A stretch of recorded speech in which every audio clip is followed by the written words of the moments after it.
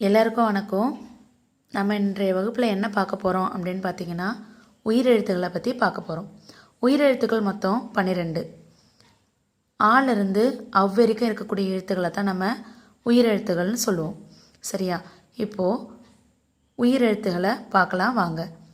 ஆ, ஆ, இ, ஈ, உ, ஊ, ஏ, ஏ, ஐ, ஓ, ஓ, ஔ. இது எல்லாமே என்ன? உயிரெழுத்துக்கள். உயிரெழுத்துக்கள் மொத்தம் எத்தனை? 12. சரிங்களா? இப்போ இந்த உயிரெழுத்துக்களை நம்ம 2 வகையாக பிரிக்கிறோம். என்னென்னவா பிரிக்கிறோம்? உயிர்குறில், உயிர் நெடில். குறில்னா ஃபஸ்ட்டு என்னது? குறுகிய ஓசையுடைய எழுத்துக்களை தான் நம்ம என்னன்னு சொல்லுவோம்? குறில் எழுத்துகள் அப்படின்னு சொல்லுவோம். நெடில்னா நீண்ட ஓசையுடைய எழுத்துக்களை நெடில்னு சொல்லுவோம் இல்லையா? அப்போ பாருங்கள், இந்த 12 எழுத்தில் குறுகிய ஓசையுடைய எழுத்துக்கள் என்னென்ன பார்க்கலாமா? ஆ, இ, உ, ஏ, ஓ. இந்த 5 எழுத்துக்களை தான் நம்ம என்னன்னு சொல்கிறோம்? குறுகிய ஓசையுடைய எழுத்துகள் இல்லையா? இந்த 2 எழுத்தையும் உச்சரிக்கும் போது பாருங்களேன், ஆ, ஆ அப்படின்னு சொல்லிட்டு 2த்துக்குமே என்ன இருக்குது? வேறுபாடுகள் இருக்குது, வித்தியாசமானது இருக்குது இல்லையா?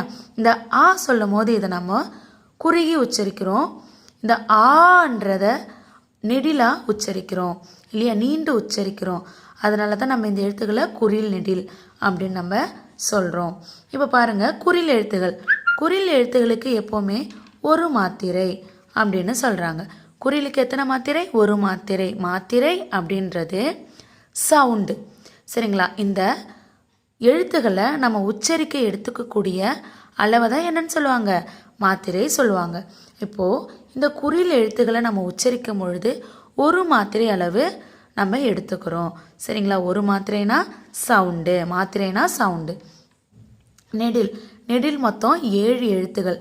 பாருங்கள், ஆ, ஈ, ஊ, ஏ, ஐ, ஓ, ஔ.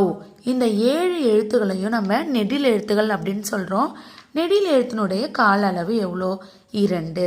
ஏன்னா இங்கே பாருங்கள், ஆ அப்படின்றத விட ஆ அப்படின்றது நீட்டி உச்சரிக்கிறோம். அதனால் இதனுடைய ஒலியளவு 2.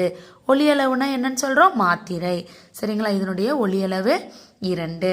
இப்போ உங்கள் எல்லாருக்குமே உயிரெழுத்துகள் எல்லாருக்குமே கிளியராக தெரிஞ்சிருக்கும் இல்லைங்களா? உயிரெழுத்துக்கள் மொத்தம் எத்தனை? 12. உயிரெழுத்துக்களை 2 வகையாக பிரிக்கிறாங்க. உயிர்குறில், உயிர் நெடில் அப்படின்னு சொல்லிட்டு பிரிக்கிறாங்க. உயிர்குறில் எழுத்துக்கள் மொத்தம் எத்தனை? 5. உயிர் நெடில் எழுத்துக்கள் மொத்தம் எத்தனை? 7. சரிங்களா? உயிர்குறிலுடைய மாத்திரை அளவு எவ்வளோ? 1.